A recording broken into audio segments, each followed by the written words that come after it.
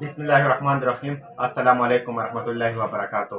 عزتمندو، که تاسو څنګه پاتې چې یو بیل پرون راسې نه پوه شوی دی، دا بیل چې کومه دی زه خو په خولې هم نشم، معذرات ډېر وي.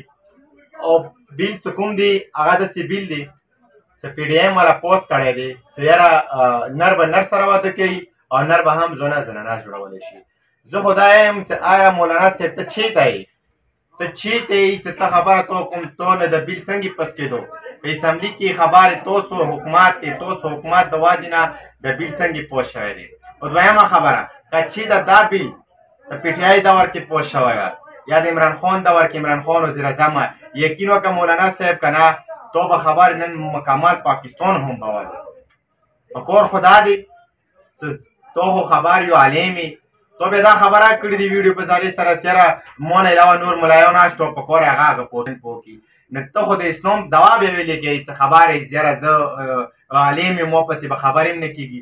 ګوره مولانا صاحب د بیل چې کوم پوه شوی دی دا د ختم نه شي، او که چېرته د بیل ختم نه شو زه دا ټول چې سوره ال پاکستان کې کوم عوام دی ټولو ته دا یو سره وځي احتجاجونه وکړي روډ باندې دا د اسلامي ملک دی، دا اسلام باندې جوړ ملک دی، پاکستان دا اسلامي ملک دی.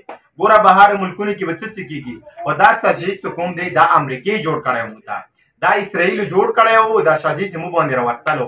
دا بیل 2017 کې پوه شو، بیا عمران خان په ودرولی وو، بیا خبرې د حکومت په راغللو د بیل دوباره بیا پوس کړو.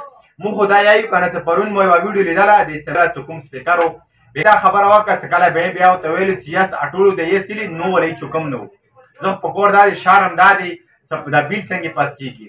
او څومره حال پاکستان کومونه دي ګرمیوالو ته یم څومره په پاکستان کې نورې منصوره وړونه دي که نه ټوټل راپوڅو په دې خبرې باندې ودرېږو د بیل نه دوباره ورباندې نه کوم کړي چې د بیل سره مخکې ونیسي. ډېره د شرم خبره دی پوه شولې. او دا اسلامي ملک دی انشاءالله چې څومره خلک یو موږ سره رابطه کولی شو پریس کنفرنس یې وکړو موږ سره شانه به شانه ویلوړو په د بیل باندې انشاءالله ټوله عمر روز